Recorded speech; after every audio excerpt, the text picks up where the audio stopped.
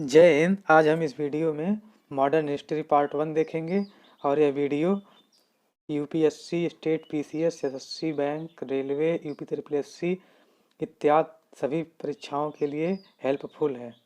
तो चलिए वीडियो को शुरू करते हैं। सभी इम्पोर्टेंट क्वेश्चन एक एक करके देखेंगे। तो पहला प्रश्न आपके सामने है। क्वेश्चन है, भारत का प्रथम गवर्नर जनरल व वायसराय कौन था? आपके ऑप्शंस हैं। Option A Lord Hasting, option B Lord Canning, option C है लॉर्ड मिंटो और ऑप्शन डी है लॉर्ड कर्जन। इस क्वेश्चन का राइट आंसर है लॉर्ड कैनिंग। भारत का प्रथम गवर्नर जनरल व वायसराय लॉर्ड कैनिंग था। अब इस क्वेश्चन के बारे में और अधिक जानकारी देख लेते हैं। 1857 के विद्रोह के बाद अगस्त 1858 को ब्रिटिश संसद ने एक अधिनियम पारित किया जिसके द्वारा कंपनी के शासन को समाप्त कर दिया गया। भारत में ब्रिटिश सरकार का नियंत्रण ब्रिटिश क्राउन को हस्तांतरित कर दिया गया और लॉर्ड कैनिंग को भारत का पहला वायसराय बनाया गया। तो चलिए नेक्स्ट क्वेश्चन की तरफ बढ़ते हैं। आपका क्वेश्चन है, राज्य 6 हड़प नीति जब्ती सिद्धांत किसके द्वारा लागू की गई थी? राज्य 6 हड़प नीति जब्ती सिद्धांत किसके द्वारा लागू की गई थी? आपके ऑप्शंस हैं। ऑप्शन ए है हेस्टिंग, ऑप्शन बी है कैनिंग, ऑप्शन सी है विलियम बेंटिक, ऑप्शन डी है लॉर्ड डलहौजी।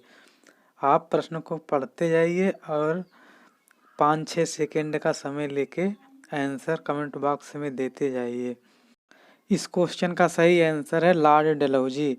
राज्य 6 हड़प नीति जब्ती सिद्धांत लॉर्ड डलहौजी द्वारा लागू किया गया था।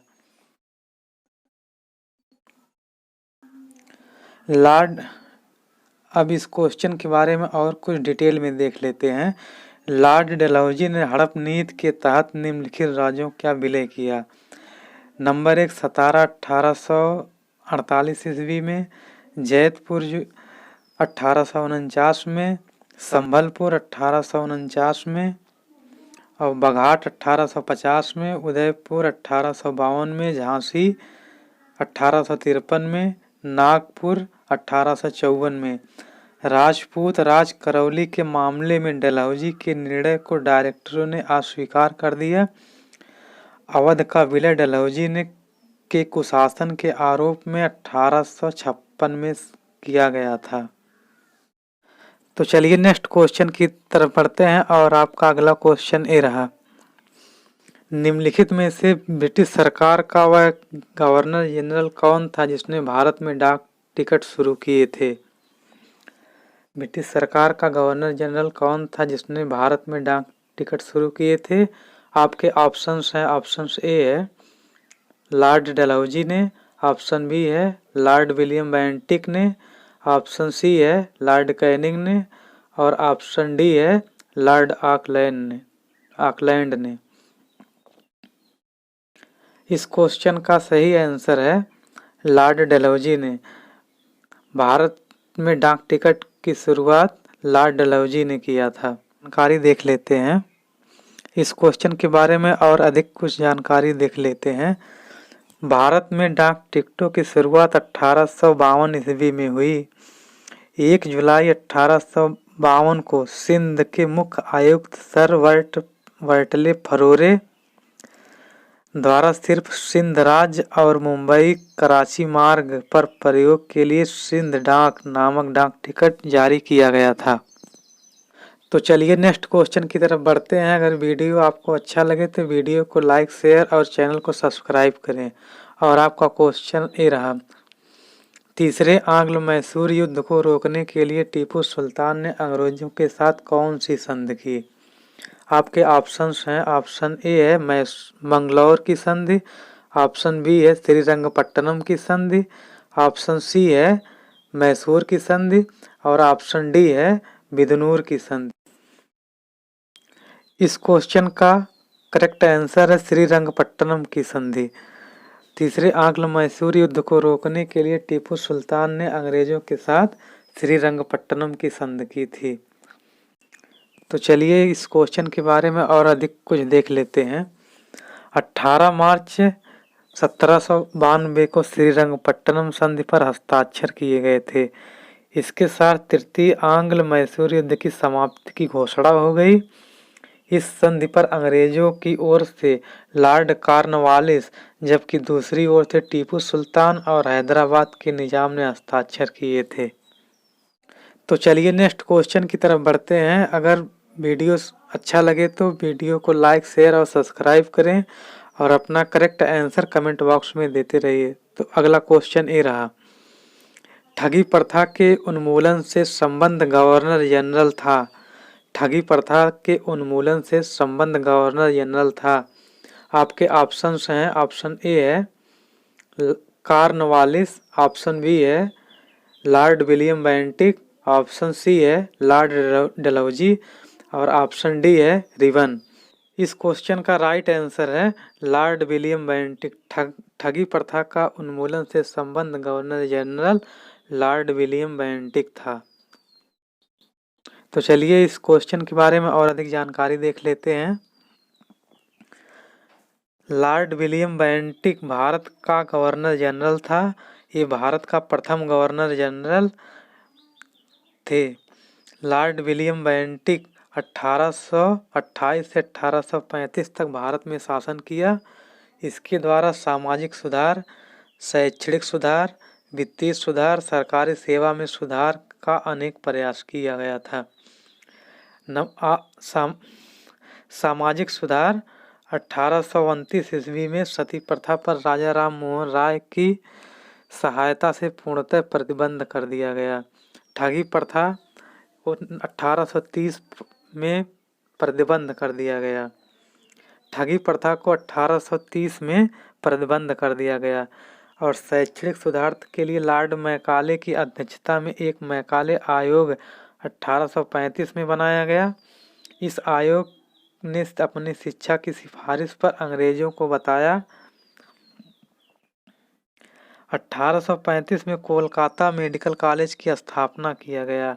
इस एक्ट के द्वारा कंपनी के कर्मचारी की नियुक्ति के लिए सिविल सेवक के लिए योग्यता का आधार बनाया गया।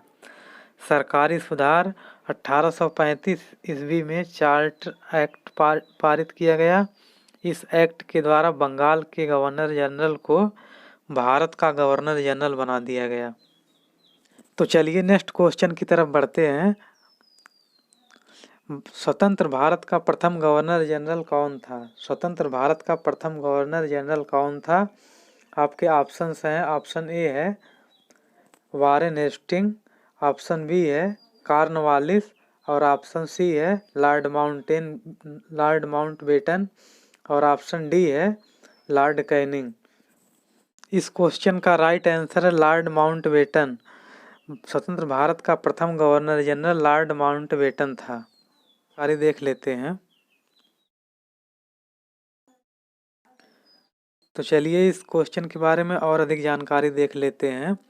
अंतिम वायसराय लॉर्ड माउंटबेटन थे और भारत की स्वतंत्रता के बाद लॉर्ड माउंटबेटन स्वतंत्र भारत के पहले गवर्नर जनरल बने और भारत के अंतिम गवर्नर जनरल सी राजगोपालाचारी थे।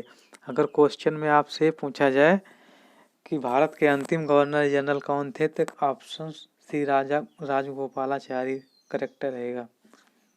तो चलिए नेक्स्ट क्वेश्चन की तरफ बढ़ते हैं और आपका क्वेश्चन ये रहा, बंगाल में द्वैध शासन कब से कब तक चला?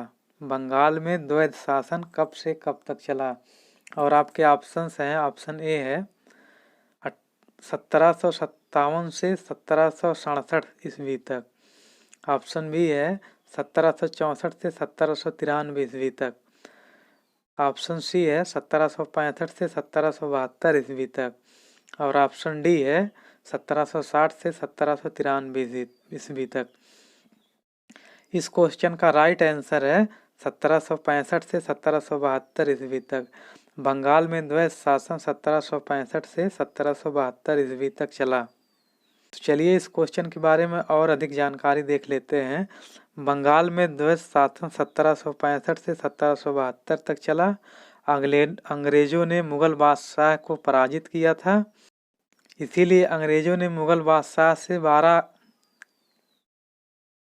इसीलिए अंग्रेजों ने मुगल बादशाह से 12 अगस्त 1765 ईस्वी में इलाहाबाद की संध की थी। तो चलिए नेक्स्ट क्वेश्चन की तरफ बढ़ते हैं और आपका क्वेश्चन ये रहा, द्वैध शासन नीति को किसने समाप्त किया था? द्वैध शासन नीति को किसने समाप्त किया था? आपके ऑप्शंस हैं, ऑप्शन ए है लॉर्ड माउंटबेटन ने, ऑप्शन बी है कर्जन ने, ऑप्शन सी है वारेन हेस्टिंग्स ने और आपके ऑप्शन डी है लॉर्ड रिपन ने। इस क्वेश्चन का राइट आंसर है वारेन हेस्टिंग ने। द्वैध शासन की नीति को वारेन हेस्टिंग ने समाप्त किया। इस क्वेश्चन के बारे में और अधिक जानकारी को देख लेते हैं। द्वैध शासन का जनक लियो कार्टिस को माना जाता है। द्वैध शासन की शुरुआत बंगाल में 1765 ईस्वी में हुई थी। इसके अंतर्गत कंपनी ने दीवानी और निजामत के कार्यों का निष्पादन भारतीयों के माध्यम से किया था। अगर वीडियो अच्छा लगे तो वीडियो को लाइक, शेयर और सब्सक्राइब करें और अपना करेक्ट आंसर कमेंट बॉक्स में देते रहें। चलिए नेक्स्ट क्वेश्चन की तरफ बढ़ते हैं और आपका क्वेश्चन ये रहा, भारत में आधुनिक शिक्षा प्रणाली की नींव किससे पड़ी थी? भारत में जो आधुनिक शिक्षा प्रणाली की नींव है वो किसके द्वारा पड़ी थी? तो आपके ऑप्शंस हैं, ऑप्शन ए है 1813 का चार्टर अधिनियम से, ऑप्शन बी है 1835 के मैकाले के मिनट से और ऑप्शन सी है 1882 के हंटर आयोग से और ऑप्शन डी है 1854 को। इस क्वेश्चन का राइट आंसर है 1835 के मैकाले के मिनट से। भारत में जो आधुनिक शिक्षा प्रणाली की नींव थी 1835 के मैकाले के मिनट से शुरू पड़ी थी। तो चलिए इस क्वेश्चन के बारे में और अधिक जानकारी देख लेते हैं। भारत में आधुनिक शिक्षा प्रणाली की नींव 1835 में मैकाले के स्मरण पत्र से पड़ी थी। 2 फरवरी 1835 को अपने महत्वपूर्ण स्मरण पत्र में उसने लिखा कि सरकार के सीमित संसाधनों को मद्देनजर रखते हुए विज्ञान एवं साहित्य की शिक्षा के लिए माध्यम के रूप में अंग्रेजी भाषा ही सर्वोत्तम है। मैकाले ने कहा कि भारतीय साहित्य का स्तर यूरोपीय साहित्य की तुलना में अत्यंत निम्न है। उसने भारतीय शिक्षा पद्धति एवं साहित्य की आलोचना करते हुए अंग्रेजी भाषा का पूर्ण समर्थन किया। तो चलिए नेक्स्ट क्वेश्चन की तरफ बढ़ते हैं और आपका क्वेश्चन ये रहा, सती प्रथा का अंत करने तथा ठगी प्रथा को समाप्त करने का श्रेय किसको जाता है? सती प्रथा को अंत करने तथा ठगी प्रथा को समाप्त करने का श्रेय किसे जाता है? और आपका ऑप्शंस है, ऑप्शंस ए है लॉर्ड डलहौजी को, ऑप्शन बी है लॉर्ड विलियम बेंटिक को, ऑप्शन सी है लॉर्ड ऑकलैंड को और ऑप्शन डी है लॉर्ड कैनिंग को। इस क्वेश्चन का राइट आंसर है लॉर्ड विलियम बेंटिक को। सती प्रथा को रोकने और ठगी प्रथा को समाप्त करने का श्रेय लॉर्ड विलियम बेंटिक को जाता है। तो चलिए इस क्वेश्चन के बारे में और अधिक जानकारी देख लेते हैं। ब्रह्म समाज का संस्थापक राजा राम मोहन राय के अथक प्रयत्नों से लॉर्ड विलियम बेंटिक ने अधिनियम 1829 के नियम 17 द्वारा सती प्रथा को अवैध घोषित कर दिया। पहले यह नियम केवल बंगाल के लिए था और फिर 1830 ईस्वी में इसे बम्बई और मद्रास में भी लागू कर दिया गया। अगर वीडियो अच्छा लगे तो वीडियो को लाइक, शेयर और सब्सक्राइब करें और अपना कमेंट बॉक्स में देते रहें राइट आंसर। चलिए नेक्स्ट क्वेश्चन की तरफ बढ़ते हैं और आपका क्वेश्चन ये रहा, बक्सर के युद्ध में अंग्रेजी सेना का नेतृत्व करने वाला कौन था? बक्सर के युद्ध में अंग्रेजी सेना का नेतृत्व करने वाला कौन था? और आपके ऑप्शंस हैं, ऑप्शन ए है लॉर्ड क्लाइव, ऑप्शन बी है वारेन हेस्टिंग, ऑप्शन सी है हेक्टर मुनरो और ऑप्शन डी है चार्ल्स आयरकूट। इस क्वेश्चन का राइट आंसर है हेक्टर मुनरो। हेक्टर मुनरो का ने अंग्रेजी सेना का नेतृत्व बक्सर के युद्ध में किया था। तो चलिए इस क्वेश्चन के बारे में और अधिक देख लेते हैं। बक्सर के युद्ध में एक ओर मुगल सम्राट शाह आलम द्वितीय, अवध का नवाब सिराजुद्दौला और मीर कासिम थे, और दूसरी ओर अंग्रेजी सेना का नेतृत्व उसका कुशल सेनापति कैप्टन मुनरो कर रहा था।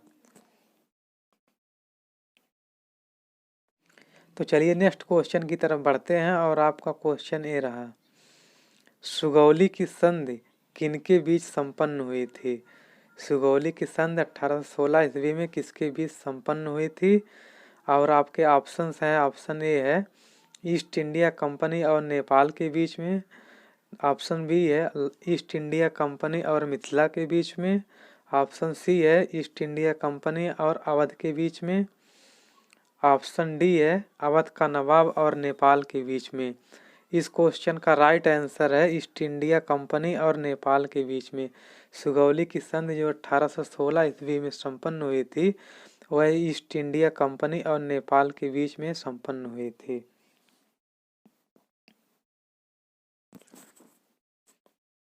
तो चलिए इस क्वेश्चन के बारे में और अधिक जानकारी देख लेते हैं। 4 मार्च 1816 को ईस्ट इंडिया कंपनी और नेपाल के राजा ने सुगौली की संधि का अनुमोदन कर दिया, जो 2 दिसंबर 1815 को हस्ताक्षरित था।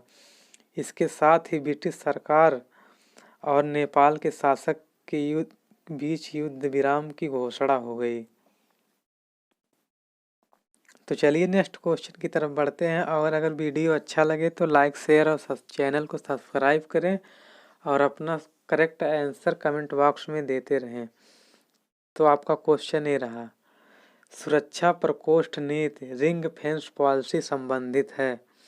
सुरक्षा प्रकोष्ठ नीति रिंग फेंस पॉलिसी संबंधित है, और आपके ऑप्शंस हैं, ऑप्शन ए है वारेन हेस्टिंग से, ऑप्शन बी है लॉर्ड डलहौजी से, ऑप्शन सी है हेनरी लॉरेंस से, और ऑप्शन डी है लॉर्ड हेस्टिंग से। इस क्वेश्चन का राइट आंसर है वारेन हेस्टिंग से। सुरक्षा प्रकोष्ठ नीति या ring fence policy Warren Hasting से संबंधित है। इस क्वेश्चन के बारे में और अधिक जानकारी देख लेते हैं। सुरक्षा प्रकोष्ठ या घेरे की नीति 1765 से 1813 ईस्वी तक लागू रही। इस नीति से मुख्यतः वारेन हेस्टिंग और वेलेजली संबंधित थे। इस नीति के तहत कंपनी ने अपने राज्य के चारों ओर मध्य राज्य बनाने का प्रयत्न किया। वेलेजली के ओर से कंपनी के भारतीय रियासतों के संबंधों में परिवर्तन आया। वेलेजली का उद्देश्य भारतीय रियासतों को अपनी रक्षार्थ कंपनी पर निर्भर करने पर बाध्य करना था। उसने भारतीय रियासतों को अंग्रेजी राजनीतिक शक्ति की ओर सैनिक रक्षा के घेरे में लाने का प्रयत्न किया। तो चलिए नेक्स्ट क्वेश्चन की तरफ बढ़ते हैं, और आपका क्वेश्चन ये रहा, किस इतिहासकार ने 1765 से 1772 ईस्वी तक कंपनी के राज्य को डाकुओं का राज्य की संज्ञा दी? और आपके ऑप्शंस हैं, ऑप्शन ए है यदुनाथ सरकार ने, ऑप्शन बी है के.एम. पडिक्कर ने, ऑप्शन सी है ताराचंद ने, और ऑप्शन डी है इसमें से कोई नहीं। इस क्वेश्चन का राइट आंसर है के.एम. पडिक्कर ने। 1765 से 1772 ईस्वी तक कंपनी के राज्य को द्वैत शासन काल के नाम से भी जाना जाता है। तो चलिए नेक्स्ट क्वेश्चन की तरफ बढ़ते हैं, और आपका क्वेश्चन ये रहा, प्रशासनिक अव्यवस्था या कुशासन की व्यवस्था के आधार पर डलहौजी ने किस राज्य को ब्रिटिश साम्राज्य में मिलाया था? और आपके ऑप्शंस हैं, ऑप्शन ए है अवध, ऑप्शन बी है उड़ीसा, ऑप्शन सी है बर्मा, और ऑप्शन डी है संयुक्त प्रांत। इस क्वेश्चन का राइट आंसर है अवध। लॉर्ड डलहौजी ने अवध राज्य को ब्रिटिश साम्राज्य में मिलाया था। चलिए इस क्वेश्चन के बारे में और अधिक जानकारी देख लेते हैं। लॉर्ड डलहौजी भारत में ब्रिटिश राज का गवर्नर जनरल था और प्रशासन चलाने का तरीका साम्राज्यवाद से प्रेरित था। उसके शासनकाल में राज्य विस्तार का काम अपने चरम पर था। तो चलिए नेक्स्ट क्वेश्चन की तरफ बढ़ते हैं। अगर वीडियो अच्छा लगे तो वीडियो को लाइक, शेयर और चैनल को सब्सक्राइब करें। और आपका क्वेश्चन ये रहा, ईस्ट इंडिया कंपनी के नेतृत्व में रॉबर्ट क्लाइव का उत्तराधिकारी कौन था? ईस्ट इंडिया कंपनी के नेतृत्व में रॉबर्ट क्लाइव का उत्तराधिकारी कौन था? और आपके ऑप्शंस हैं, ऑप्शन ए है बेंटिक, ऑप्शन बी है लॉर्ड कॉर्नवालिस और ऑप्शन सी है हेस्टिंग्स और ऑप्शन डी है वेलेजली। इस क्वेश्चन का राइट आंसर है हेस्टिंग। ईस्ट इंडिया कंपनी के नेतृत्व में रॉबर्ट क्लाइव का उत्तराधिकारी हेस्टिंग था। इस क्वेश्चन के बारे में और अधिक जानकारी देख लेते हैं। वारेन हेस्टी 6 दिसंबर 1732 से 22 अगस्त 1818 तक एक अंग्रेज राजनीतिज्ञ था जो फोर्ट विलियम प्रेसिडेंटी बंगाल का प्रथम गवर्नर तथा बंगाल की सुप्रीम काउंसिल का अध्यक्ष था और इसके तहत 1773 से 1785 तक वह भारत में प्रथम वास्तविक डिफैक्टो गवर्नर जनरल रहा। तो चलिए नेक्स्ट क्वेश्चन की तरफ बढ़ते हैं और आपका क्वेश्चन ये रहा, राजा रणजीत सिंह ने सुप्रसिद्ध कोहिनूर हीरा प्राप्त किया था। और आपके ऑप्शंस हैं, ऑप्शन ए है शाह शुजा से, ऑप्शन बी है जमा शाह से, ऑप्शन सी है दोस्त मोहम्मद से और ऑप्शन डी है शेर अली से। इस क्वेश्चन का राइट आंसर है शाह शुजा से। राजा रणजीत सिंह ने सुप्रसिद्ध कोहिनूर हीरा शाह शुजा से प्राप्त किया था।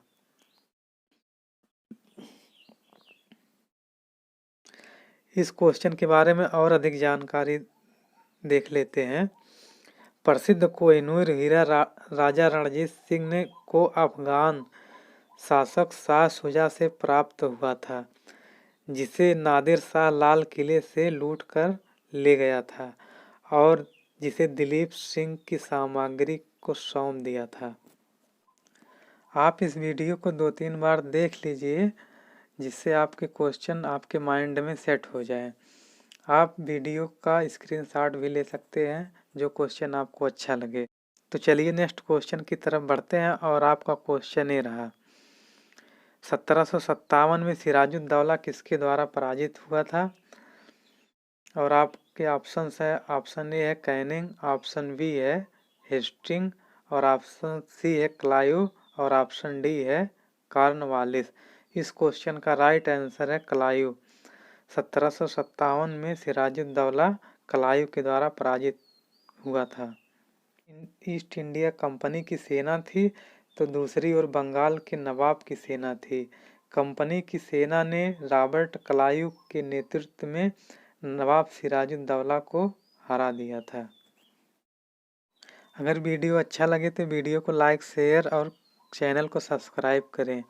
तो चलिए नेक्स्ट क्वेश्चन की तरफ बढ़ते हैं और आपका क्वेश्चन ये रहा, भारत में निम्न वायसरायों में से किसके काल में Indian penal code, civil procedure code और क्रिमिनल प्रोसीजर कोड पारित किए गए थे? ये क्वेश्चन बहुत ज़्यादा इम्पॉर्टेंट है और ये कई बार यूपीएससी कई परीक्षाओं में पूछा गया है। और आपके ऑप्शंस हैं, ऑप्शन ए है लॉर्ड मेयो, ऑप्शन बी है लॉर्ड डलहौजी, ऑप्शन सी है लॉर्ड कैनिंग और ऑप्शन डी है लॉर्ड डफरिन। इस क्वेश्चन का राइट आंसर है लॉर्ड कैनिंग। भारत में लॉर्ड कैनिंग के द्वारा civil procedure code, Indian penal code और क्रिमिनल प्रोसीजर कोड को पारित किया गया था। यही थी।